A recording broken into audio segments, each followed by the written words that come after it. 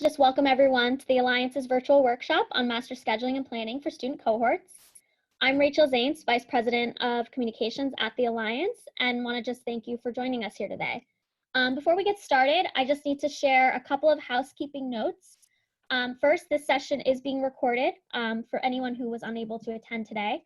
And please note that everyone is automatically muted upon entering this meeting. So please remember to stay muted unless you have been called on. And there should really only be one person speaking at a time. To offer responses to questions posed to the group, you just have to click on the participants button, which should be at the bottom center of your screen. Once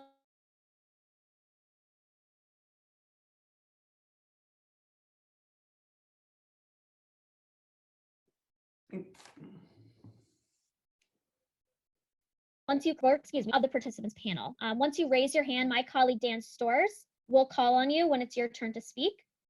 And once Dan calls on you, please unmute yourself by clicking the clicking at the bottom of the screen. If you're joining by phone, please press *9 to raise your hand and *6 to mute yourself.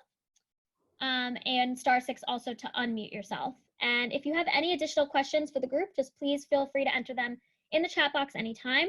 That can be accessed by clicking on the chat button on the right-hand side of your screen. Dan will be sure to raise those questions to the group. And of course, if you're experiencing any technical difficulties, just indicate so in the group and we will help the best of our ability. And I know that's a lot, so all these directions are also in the chat box for your reference. So we'll also be live tweeting today's session and encourage you to follow along using the hashtag #LinkLearning. And with that, I'll hand things over to my colleague, Dan. Thank you, Rachel. I'm Dan Storrs. I'm the Senior Director for K-12 Engagement at the Link Learning Alliance. And I want to thank you for joining us today to discuss master scheduling in a Link Learning environment. A learning environment that prioritizes equity and strong instructional integration of the CTE and core academic curriculum. Today, I'm joined by 3 Link Learning practitioners. I'm going to ask my fellow presenters to introduce themselves. Betsy, you want to introduce yourself first? Sure. Good afternoon. Betsy McKinstry. I'm the Director of Career Technical Education and College and Career Readiness for the Antelope Valley Union High School District. Hi, I'm Jeff Thomas. I'm the School Site Operations Specialist for the Office of College Career Technical Education in San Diego Unified. Hi, I'm Cheryl Hibbeln, former Executive Director in San Diego Unified and current President of the IlluminatED Collective. All right, in today's webinar, the presenters will recognize scheduling challenges in the field, discuss the importance of the planning process in master schedule development, discuss the role of non-negotiables in the master scheduling process, and solve scenarios from the field that represent the voices of other Link Learning districts beyond those represented here today. Because we want this to be an interactive experience, we are encouraging participation in the chat function. We are encouraging you to ask questions by raising your hands, to build on ideas that are presented here and share links to district examples of master scheduling strategies or cohorting and course sequencing. And now I'll hand over things to Cheryl to discuss the challenges from the field and master scheduling pre-planning. Thank you, Dan. To prepare for this webinar, we asked Link Learning leaders from across the system to tell us what kinds of challenges they were experiencing when scheduling Link Learning pathways. Leaders from LAUSD, San Francisco, Oakland, and Antelope Valley shared some of the challenges, which include maintaining pathway purity, scheduling special populations, offering 3 to 4 years of CTE courses, supporting PBL in smaller pathways, including CPAs, scheduling common planning time, building space for dual college courses, work-based learning, athletics, and credit recovery, managing choice versus need, choosing the right bell schedule, collaborating with stakeholder groups, and developing timelines for master scheduling. And under our current circumstances, a new challenge in scheduling is how to cast a vision for the fall in the COVID context. Because this is a 1-hour webinar, we have merged several of these issues into 3 scenarios. Before we begin the scenarios, I'm going to share some information about scheduling and the role it plays in ensuring equity, especially when implementing a linked learning approach. Because many times it's not the act of cohorting that gets in the way. So the process of master scheduling is complex because it's a multi-layered process that has operational, technical, adaptive, and visioning components. Master scheduling is operational, as the building of a master schedule frame is the first step in the yearly staffing and budgeting process. And the master schedule frame contains all of the structural strategies being used to accelerate student outcomes in the upcoming year. Scheduling is also technical because it requires a focus on processes, patterns, and structures. And technical scheduling must be done in balance with adaptive scheduling, because scheduling requires engaging human beings throughout the process, and this demands attention to information, relationships, and identity. Before I address the visioning component of scheduling, I want to share that I know a lot of great technical schedulers. They collect course requests, use these course requests to build a frame, and load the course requests into the loader. Unfortunately, equity does not always live in a purely technical process. A strategic technical scheduler uses structured choice, the careful selection of courses based on student need, to assure equity before the build and the load. And I'll say a little bit more about that in a minute. Master schedules are most powerful when they're a vehicle for enacting your vision. The principal must consider his or her context, cast a vision for change, apply impactful strategies that can be supported through the master schedule that lead to student mastery.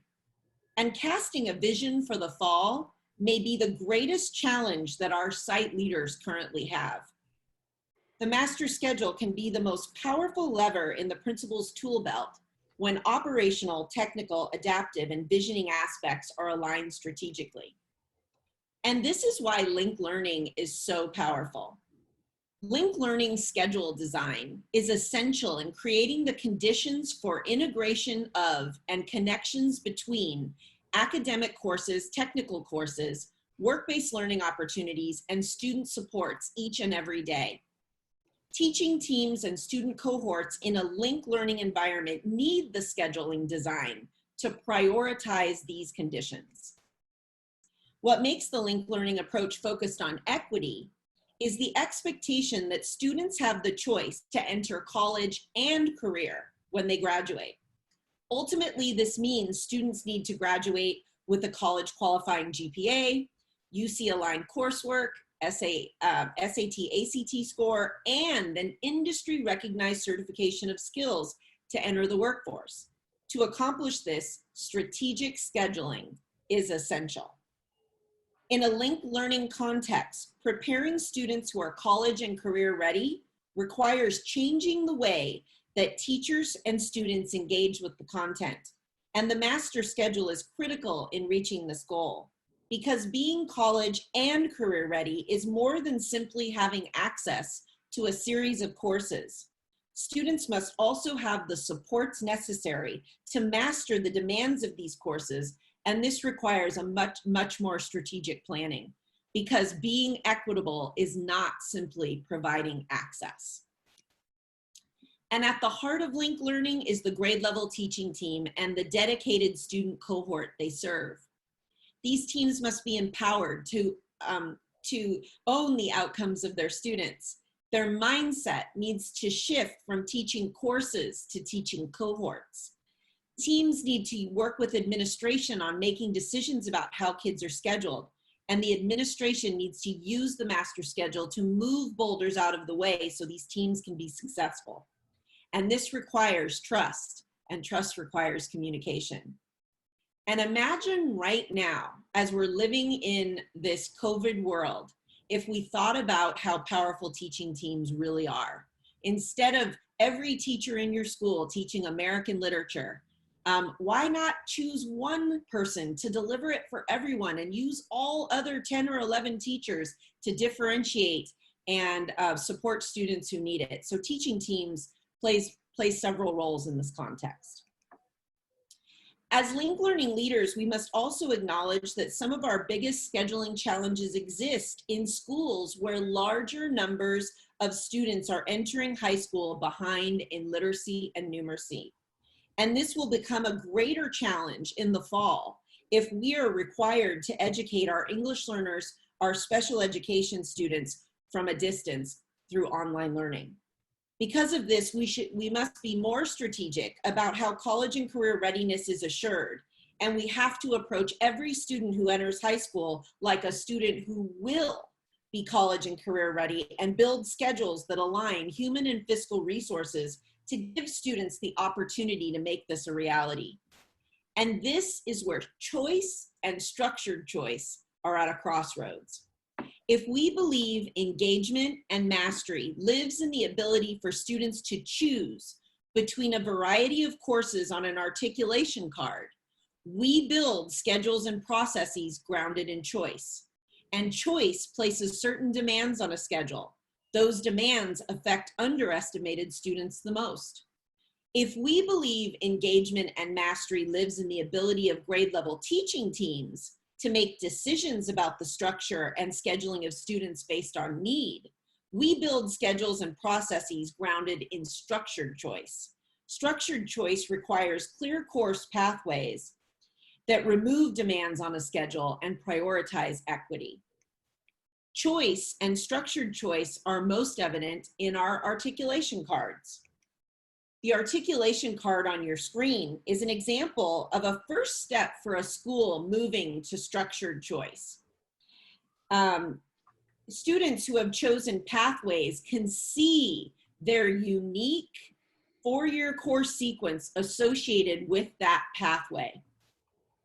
On this screen, you can also see another version of structured choice.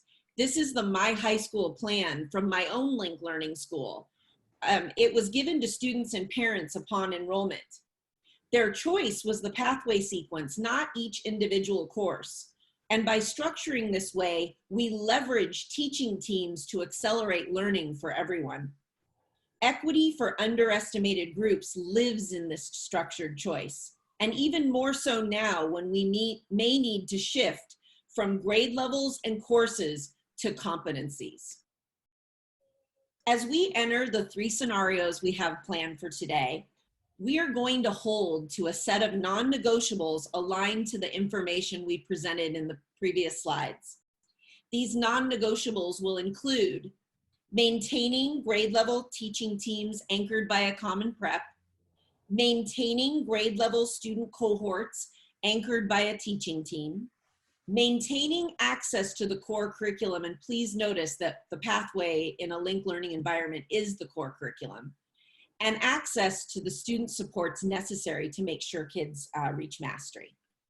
So with that, before we enter the scenarios, I am going to hand it over to Dan to find out if you have any comments or questions about these previous slides. Thanks, Cheryl.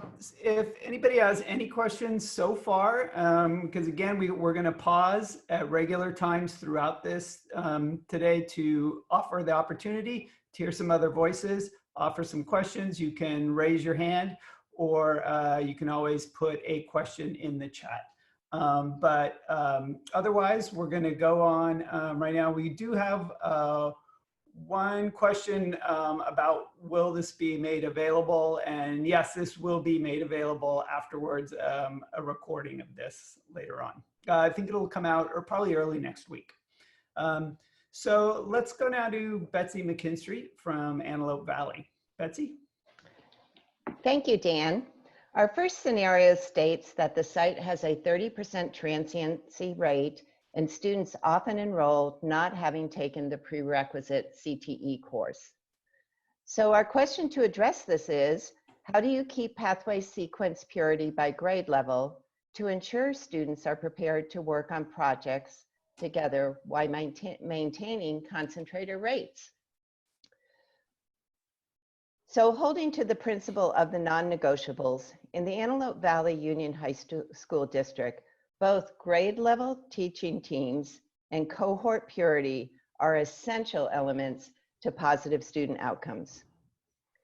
If a student enters a pathway at grade level as either a sophomore or junior, the student is enrolled in the cohort core class in the CTE pathway grade level course.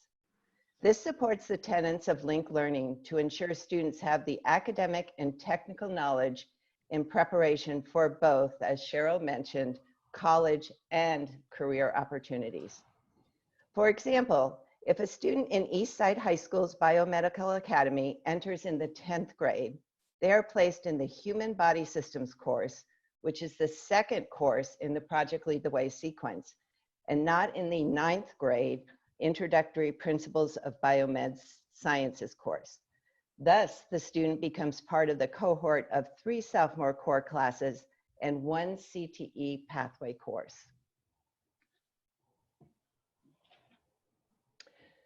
A relevant example to share is a student who wanted to enter this biomedical academy at Eastside High School in the 10th grade. His freshman grades were definitely below the academy average, and he had had challenges in school. The coordinator met with him and discussed the rigor and expectations for academy students, explaining that he would need to work to catch up. He still had a very strong interest in being part of the academy. Although hesitant, the team of teachers felt the foundation of the linked learning approach was to engage and inspire students just like him in this type of collaborative learning environment. They agreed with the right supports he would be successful. He started in the academy cohort in 10th grade. Although he did not take the introductory course, he caught up and will be at a junior level in the fall. Per the academy coordinator, this was due in large part to the cohort model. Since the student was placed in the grade level core and pathway classes with the same group of students and teachers, it created an environment of additional support amongst his peers and teachers. And I would also share with you in these times with virtual learning that the 10th grade teachers have 1 Google Classroom for all 3 of those subject areas. So students can see the collaboration and the teachers can see the collaboration. So it's really important that this model was set up for the times that we're in now. Another example at the 11th grade level is a transfer student who wanted to enter our engineering academy as a junior. She had been in the middle school summer engineering program at her home school, but had entered Soar High School, our district's early college high school, as a freshman. She transferred back to her home school per her request and enrolled in the engineering academy. She had not taken any prerequisite engineering courses, but per the academy program of study, which is an important piece to follow in a linked learning pathway, they placed her in the digital electronics course as part of the academy cohort for the 11th grade. This meant that she had missed 2 prerequisite CTE pathway courses. But similar to the previous example, the academy coordinator referenced that the cohort model of teachers and peers was extremely instrumental in providing her the additional instruction and support she needed to be successful. Another consideration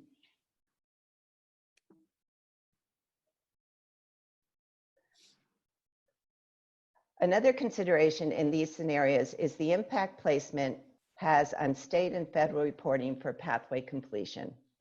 If the 11th grade student in my example were placed in the 9th grade course and not in the 11th grade CTE course, she would not complete the pathway and count as a pathway completer. By entering the pathway as a concentrator, she is able to take the next course as the capstone and be counted as successfully completing the pathway.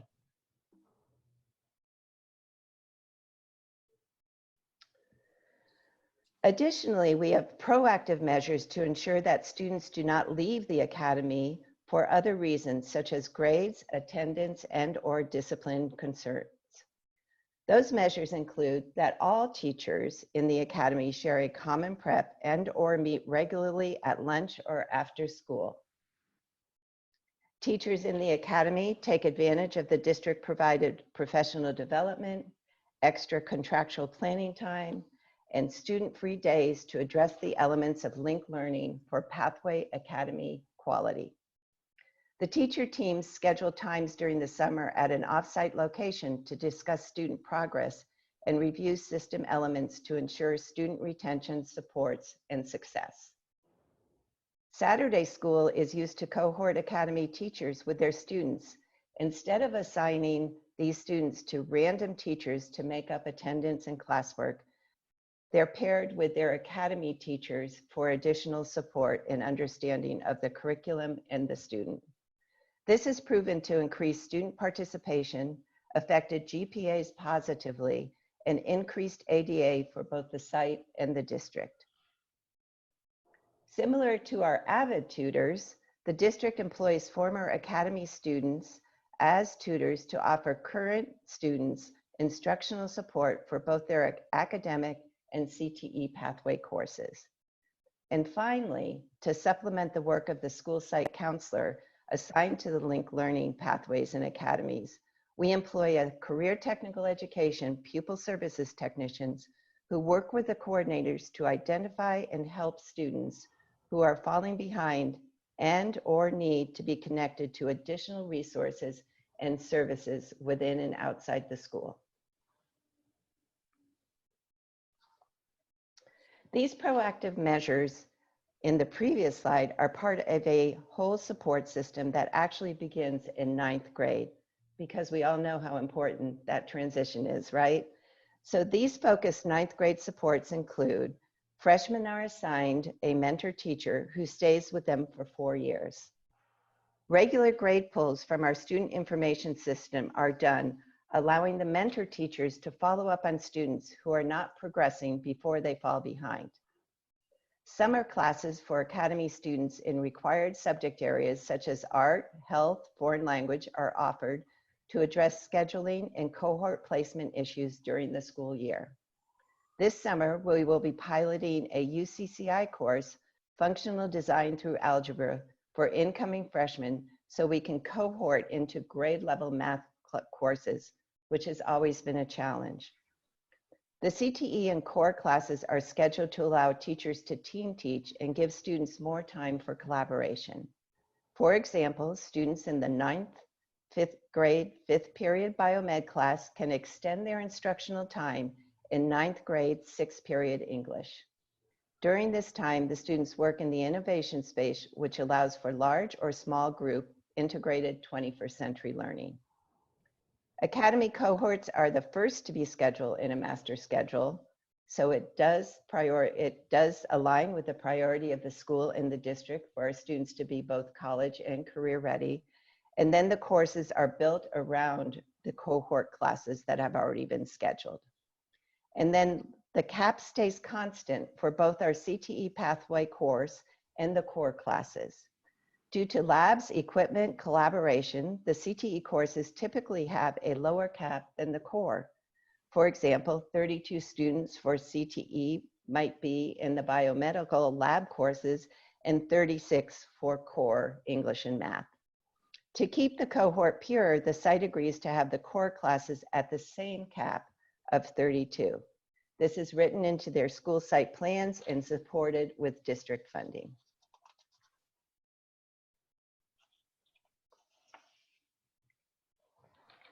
So Dan, I'm now going to hand it back to you to see if there's any questions. All right, thanks, Betsy. So a reminder, if you want to ask a question, you can raise your hand, click the raised hand and ask a question. Otherwise, we had a question come in from Dr. Sally, who asks, could you describe or explain a schedule for a core group of scholars classified as non-pathway? And should school sites have non-pathway groups, which is an interesting question. I don't know if Betsy or any of the other participants kind of wants to talk about that. Well, I think Cheryl might be better handled to answer this question, but I would just say that, you know, our schools have both pathway and non-pathway students and have those options for all students in the sites. And then I think Cheryl probably could answer a little bit more specifically.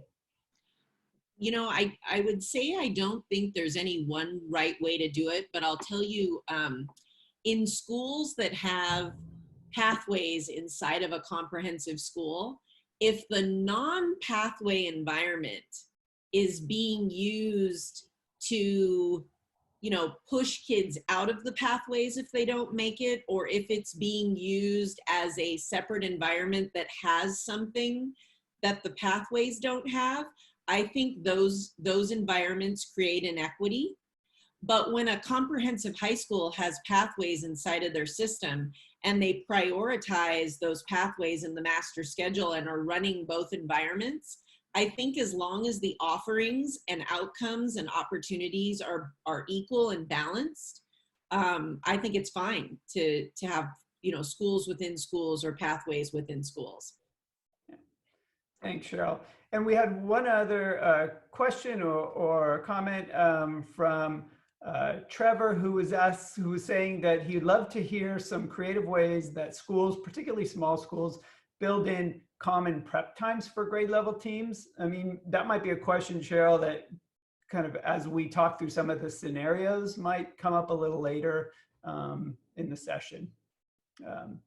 All right, and then also had a question from Lori, who asked, what about a student who fails a course but uses transportation and therefore be unable to stay after school or come to credit recovery on Saturday? As a magnet, many students travel 90 minutes to get to her school. And I think actually, Cheryl, that's something that's going to come up as you talk about the scenarios. So that was a good question. So Cheryl, you want to go ahead and address scenario 2? Absolutely. So scenario 2 is actually going to hit on several of the challenges that were at the front of the webinar. And scenario 2 asks us, how do we maintain access to the pathway course and the interdisciplinary team in a 6-period bell schedule when other courses are mandated or needed? And I just want to go back to my non-negotiables, because if I'm the principal in this scenario, at all costs, I'm going to preserve the grade level team in the cohort. I'm going to provide access to the core coursework, which includes the pathway course. And I'm going to support this student through a strategy that gets them the supports that they need. So let's look at this challenge in graphic form. So this is a 4-year, a look at 4 years, and this is a 6-period schedule. So I'm going to load this 6-period schedule with the courses. And I want you to know that this particular, the courses that land in here, this is a best case scenario where world language was met in middle school and the pathway course or another course is meeting the visual and performing arts requirement. So if you see, this is the best case scenario inside of a 6-period system. Let me show you what happens when an English learner is required to take an additional support course in a 6-period system like this. Notice, so where it says EL 1-2 and then in 11th grade, EL, depending upon what the level would be. Notice that in 10th grade, there is no room for an English learner support course if the student takes the pathway. And it would be probably tempting for people to take that pathway course out and just give that English learner the course that's mandated. And I'm not going to do that because I know that to be college and career ready, that pathway course is absolutely essential. So to respond to the scenario, here's what I'm going to do to maintain the pathway and ensure the student gets their supports within this type of schedule. So basically, going back to the beginning of the webinar, I'm going to have to apply technical solutions to this problem. So in 10th grade, if I don't take that pathway course out, that English learner is very likely going to have to take a 7th period. If world language had not been met, because remember that was a best case scenario. So let's say in addition to their English learner course, they did not have their world language. I'm going to figure out what their home language is, and I'm going to try to see if I can support them through the passing of a language other than English exam. I'm also going to try to figure out how some of these courses could be a 2-for-1. Which of these courses could be blended, or are there courses that count as 2 different credits on A to G so that I can open up some room in this schedule? But the real bummer here is that if the student maintains their pathway, there will be no electives. In 4 years, they'll have no electives in this schedule. So just to say a little bit more about my solutions, to open up the schedule with world language, I would literally have to look at what the university system allows as a language equivalent. And some of these, in the case of the English learner, perhaps would not match, but 5 and 6 very likely could. I can think of an example in my own district of a young man that came in. He was an English learner. He spoke Russian. We did not have a language other than English Russian equivalent test, but the university did. So they qualified him through the test, and then we counted it for A to G. So these 6 ways that you can give them UC aligned credit are one way to open up the schedule. The other way that I mentioned was that 2-for-1. So you can look at places like the UCCI courses on the University of California website, where courses are blended. So in this case, you see mathematics courses, but they're aligned to industry sectors, and these are A to G. So courses like this could potentially open your schedule up, but it might have to change the kind of sequencing you do for your pathway, which is also problematic. So I want to also show you, let's go back to this 6-period system, and now let's pretend I'm a special education student who needs an additional class. It could be study skills, it could be a separate class. Once again, I'm in the exact same scenario I was as an English learner. But now look at this same schedule from a student who's relatively, let's say, proficient and wants to take dual enrollment courses at the college. They are also limited, and they are also going to have to make a choice in 10th grade as to whether or not they're going to keep that pathway course or take something else. And in a linked learning context, we don't want to lose that pathway course because we know that they need that full sequence to be career ready. So what I want to pose to everyone today is, I solved the scenario in a technical way, but the question I'm going to ask myself as a site leader is, was the solution fair, equitable, and just? And I don't believe that it was. I don't think we solved that scenario equitably, and I'll tell you why. Certain students had to take a longer day. Certain students couldn't take any additional electives. Certain students couldn't play sports or join clubs. There was no room for any failure in that schedule, unless you were going to go to summer school, and then you better hope you only failed 1 course, because generally you can only make up 2 credits. There was no room for any support beyond the mandated class. And in my opinion, this schedule will never provide equity for all. So I may have to work in a 6th period, but as a principal, I'm going to bring this to my staff as an issue of equity in our school, and that we need to do something about it. So one thing that could be done, this is just one solution, is let's look at this same issue in what's called a 4x4 schedule. So just for background, a 6-period system typically runs 6 classes a day, and each class is about 50 minutes, could be more. On a 4x4, there are 4 90-minute classes each day. And this graphic represents that same 10th grade schedule. And remember, that 10th grade schedule on the 6-period system was so impacted, nothing could be added.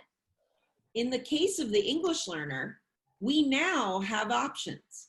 We could not only add the course, but we could add another course. So if the student wanted to take ASB or AVID or, you name it, there's room in the schedule. Now you might say, I'm worried about this schedule, Cheryl, because courses begin and end in a semester. Well, that's true, but on a 4x4, you have options. So one of your options is to use an AB. And you don't have to AB in every period. You could AB 1 period, you could AB 2 periods, but you can create a situation where you slow down the coursework by doing you go to one class on Monday, one class on Tuesday. And imagine in the first line, that could be one teacher teaching both subjects and blending and supporting an English learner and giving them access to the core. So while this schedule still may have challenges, and it does, because no schedule fixes everything. You could implement a 4x4, and if it's implemented poorly, it won't work. But this schedule does not limit my ability to serve students in creative, supportive, and more equitable ways. Therefore, my ultimate goal would be to create a sense of urgency with the staff around the need for a more equitable bell schedule. And I ask you, if we have to move to blended and online learning in the fall, would a 6-period schedule get us where we needed to be? I think this is a point with which we might pop a poll up. And I think we have a double question poll. So I'm just gonna cue Link Learning about that. And then Dan, I'm gonna hand this back to you for questions. All right, let me see if I can figure out which one it is. I'm not sure. Let's see which poll it is, unfortunately.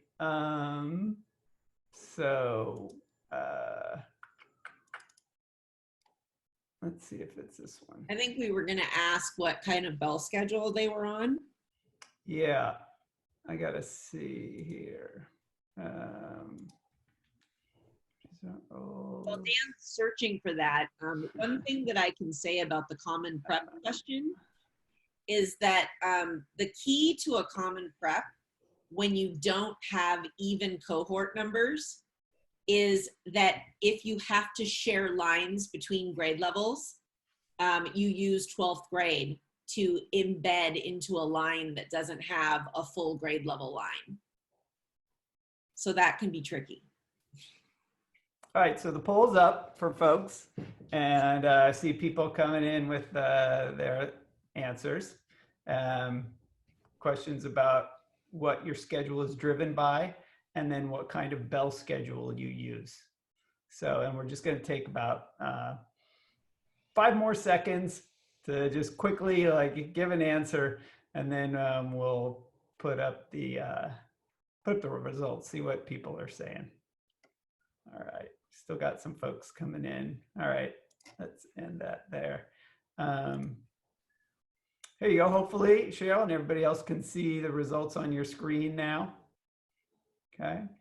And you can see course requests are the #1 response there for the what drives the schedule. And then what kind of bell schedule do you use? So definitely the 6-period schedule is the most common with over 40%. And then the 7-period and 4x4 are pretty close. So, and then a few lucky ones with an 8-period schedule. All right. So I want to go to the questions. One question that came in is, what are your thoughts about a cohort pathway advisory period at least once a week? Is that the only way that the kids are all together? I guess I can't ask the person who asked that. They can unmute themselves. Lori, if you want to unmute yourselves and just kind of clarify that. Hi, everyone. No, that is not taking the place of the pathway course or the core courses that are cohorted.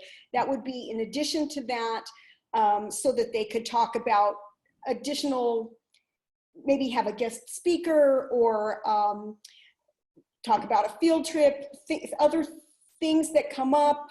So for example, to work on mock interviews or anything else that the group is doing as a cohort. Yeah. So Lori, in San Diego, if I go back to the schedule, the other thing that you can do on a 4x4 is this looks like 8 periods, but you could actually make this 7, and that advisory period that you're talking about could run all year for less minutes, and then the other periods could be longer. So yes, all of that, you know, as long as whatever happens in that is forwarding your college and career readiness goals and institutes a place for the team and the cohort to, you know, stay together. Absolutely. Yeah. Thank you. Yeah. And then we had another question that came in actually after, I think at the end of Betsy's comments, which was, can you explain the example of level up a new enrolled junior?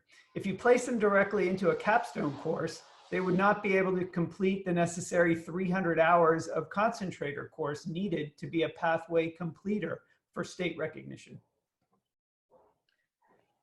So, well, the junior course is the concentrator course. So my assumption would be the student would complete the junior year course, in my example, and go on to the senior year course, which is the capstone.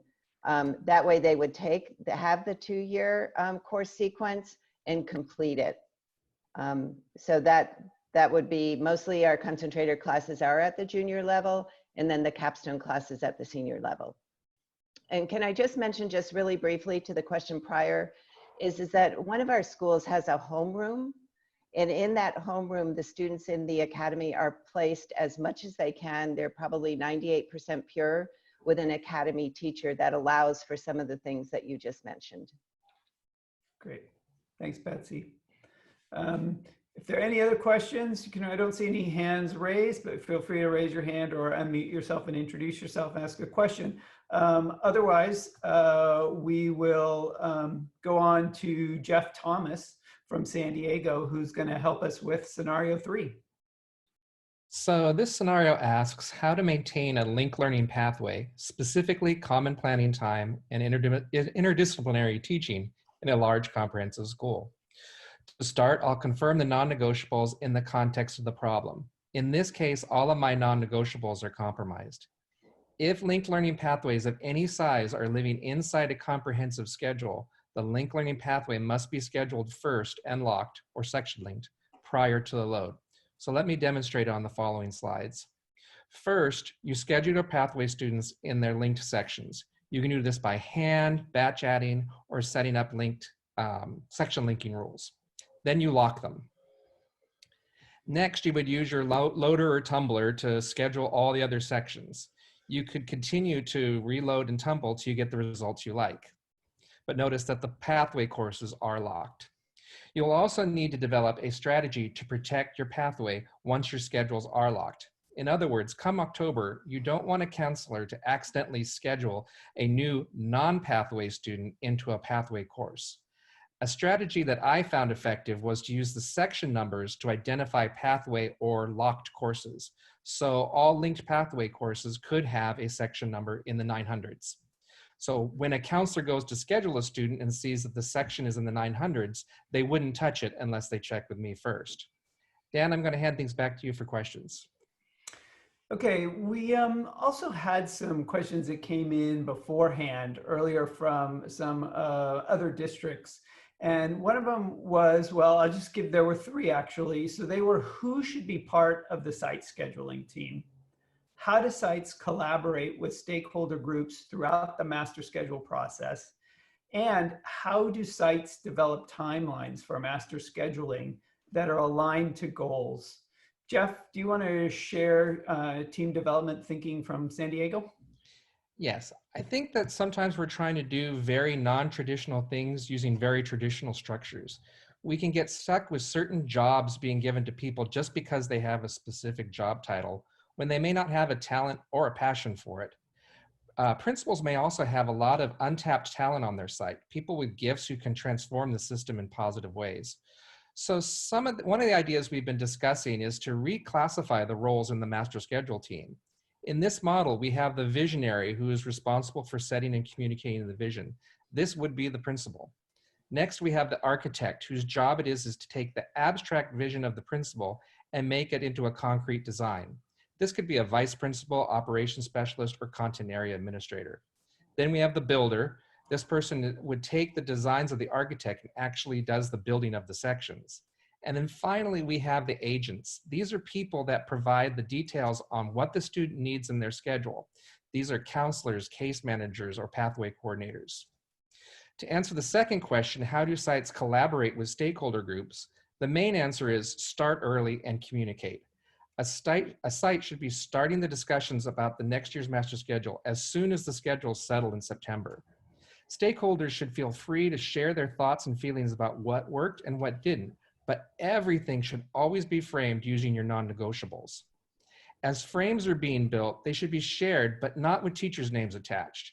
Show what's best to meet the students' needs and then adapt the teacher schedules around it later. And then potential stakeholders could include union representatives, department chairs, grade level teams, teaching staffs, including special ed, education, and ELL supports, parents, guardians, students, and district supports. And speaking of district supports, in San Diego Unified, we also believe very strongly that the operations of the district must align to the scheduling process. This master schedule timeline you see is a document that was created by the Office of Secondary Schools while I was still at a school site, mainly by Francesca Del Carmen Aguilar, who's on this webinar right now. And it was the result of OSS collaborating with several departments to create a comprehensive timeline of steps that fit within the budgeting and staffing process. For example, it has operational steps like having course requests completed by January so principals know what staff they need to buy when the budgets come due. It has best practices like having a preview day in May and has technical deadlines of when the IT department will commit the site schedule. This is also a living document that gets revised and improved each year. Dan, I'm going to hand things back to you for questions. All right. One question is a follow-up on your scenario solution of locking in pathway courses and then tagging them to support or preserve the purity. It seems like a nice technical solution. How do you address the human or adaptive problem to get the buy-in you need for that?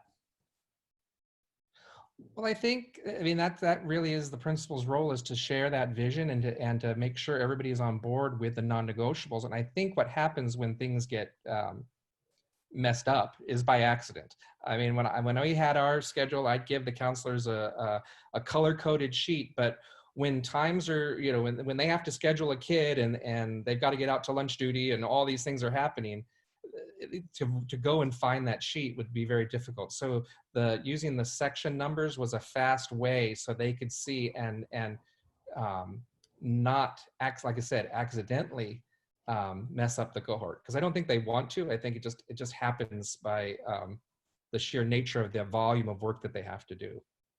Yeah.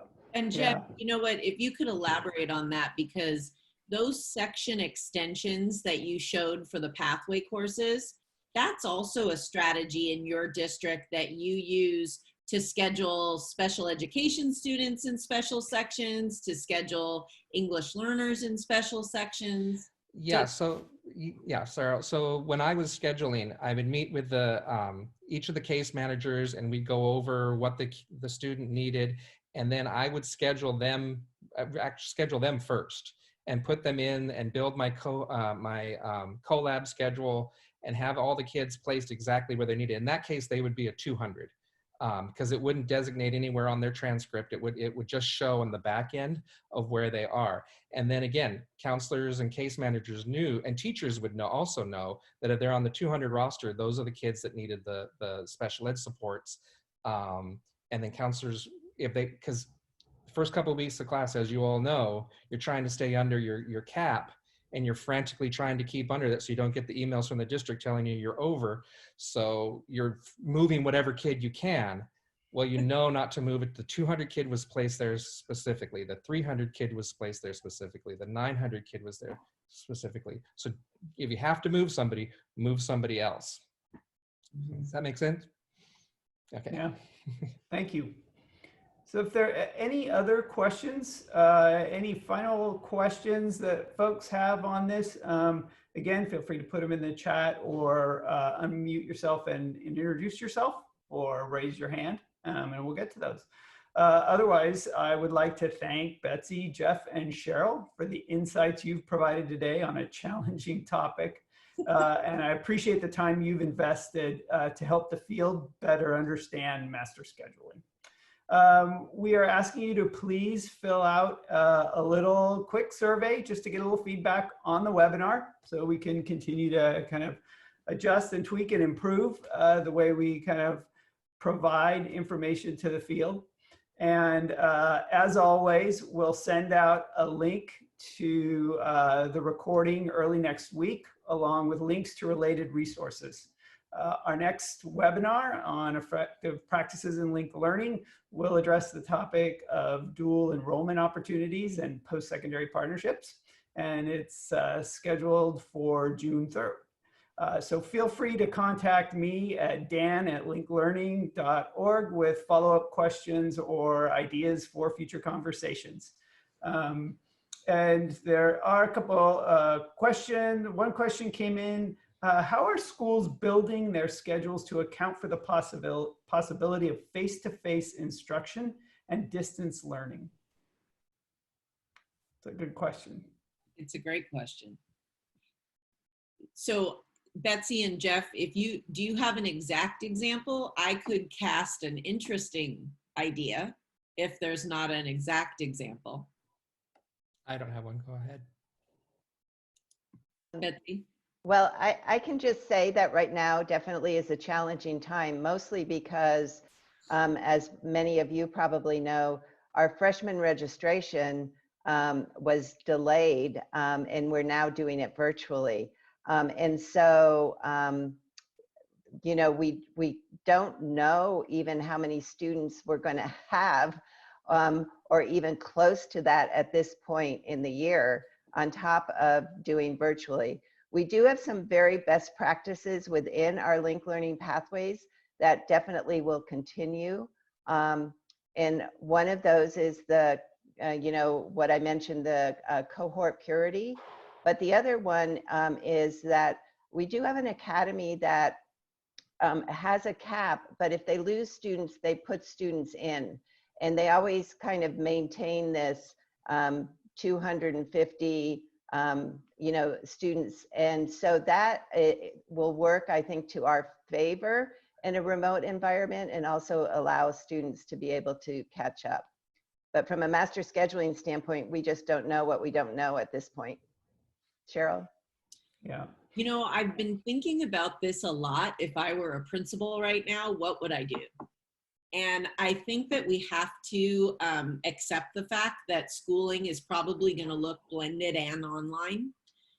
And there are a lot of equity issues in that, like who gets most of the face-to-face instruction and who takes most of it online. And so I think if I was thinking about how to plan a master schedule right now, I'd be running data. I would especially be looking at who had access right now and how often they were logging on, whether they were English learners, students with disabilities. And I would be thinking, if we're gonna be asked to have 10 kids in a class and stagger instruction, who am I gonna prioritize to get that face-to-face first? And how am I gonna make the online options not only beneficial to students, but teachers? I would not be asking every American literature teacher in my school to teach 10 different versions of American literature. I would group these teachers now in teams, have a lead teacher who would deliver a core content area, and have the teachers working together. Because in the fall, if some of these teachers have kids and have to be at home and others don't, they could share the responsibility for what they're going to do. Some could be the deliverer, the planner, others could be the grader and the breakout session runner. So I just think we have to expand, and what an amazing opportunity to think really strategically with alongside your staff. Yeah, thanks, Cheryl. And because these are, like, as Betsy said, it's just you don't know for sure what you're going to be facing. We had another question. What would block scheduling look like in the virtual environment? Any thoughts? And by the way, if anybody listening, any of the participants want to, offer an answer, a solution, a thought to any of these questions, these are open to everyone, not just our panelists. So, but Cheryl, do you have any thoughts on that? Block scheduling is a dream for this situation. Why? So let's take the student who is accelerated, doesn't have any credits to make up. It's highly unlikely that ADA, the accumulated attendance, is going to look the same way in the fall. What an amazing opportunity to use some form of assessment to find out if kids, let's say in grade 12, had already met competencies, and accelerate them through community college online offerings, district online offerings, lots of different things, and then use your brick and mortar resources in the 4x4 to accelerate kids who are significantly behind. You can offer them 16 credits on a 4x4 versus 12. And so for the kid that needs more, that's a massive win. Good. Thank you. We have another question here that the challenge for us is aligning the timeline for departments to sync up with each other so we can build the master schedule in a timely manner. HR, tech, testing, etc. How have other districts built out their systems to ensure that various departments support schools to complete master schedules? The master schedule is the heart and soul of the school.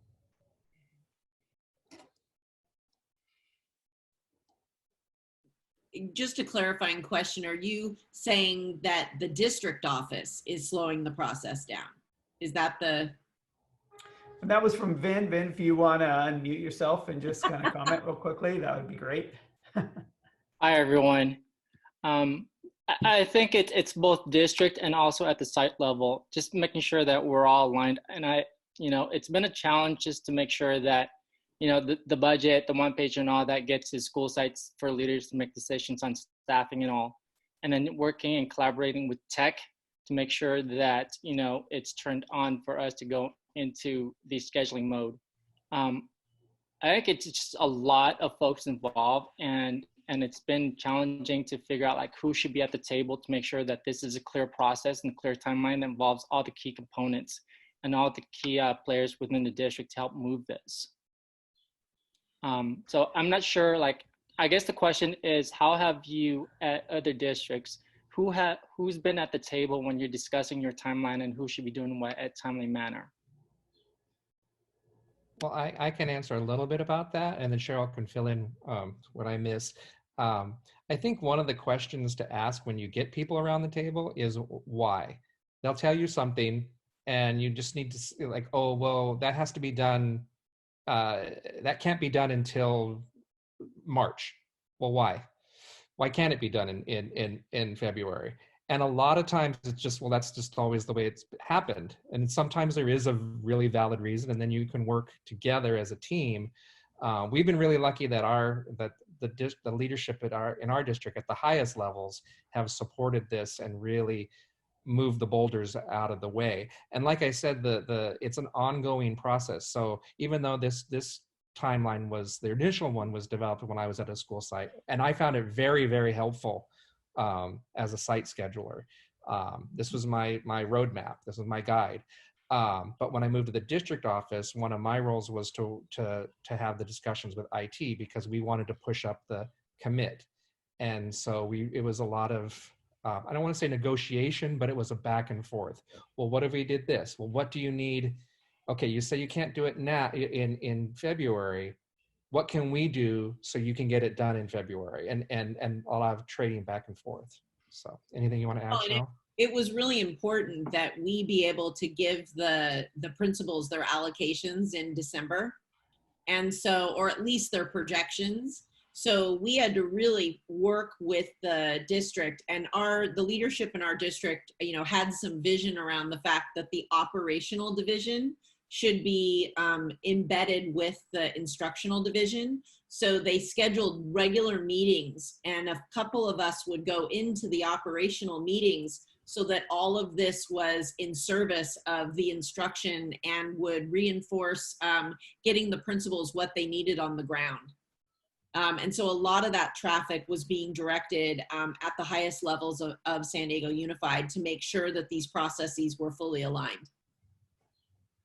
Thank you. Yep. Communication. So it's about, and there's another comment from Lindsay I want to get in here. I know we're running out of time, but she said, could we consider doing integrated projects with students on a 5 to 6 week rotation? Maybe students take 2 courses at a time for the course of the semester, where teachers co-plan and support students for a more concentrated period of time, lowering the load for teachers and students and increasing the ability to go much deeper with the curriculum. It's a great suggestion and thought. So I don't know if you have, anybody has any last comments on that before we sign off. But I think that's, you know, as we consider the virtual learning environment, and that's a great kind of thinking outside the box way to look at it. And I think that comment also is really about, is the project-based learning the curriculum, or is it part? Is it the curriculum, or is it part of the curriculum? And so I would say if all the teachers are intertwined and create the curriculum together and are working off of a compendium, maybe that wouldn't work. But if the teachers were on a timeline where each teacher handed off to each other and the project was just part of everyone's curriculum, that would work. All right, great. Thank you. Well, we are out of time. Again, I want to thank Jeff, Betsy, and Cheryl for this, as well as all of you who have participated to the conversation today. So thanks very much, and we'll be talking soon. Thank you. Bye.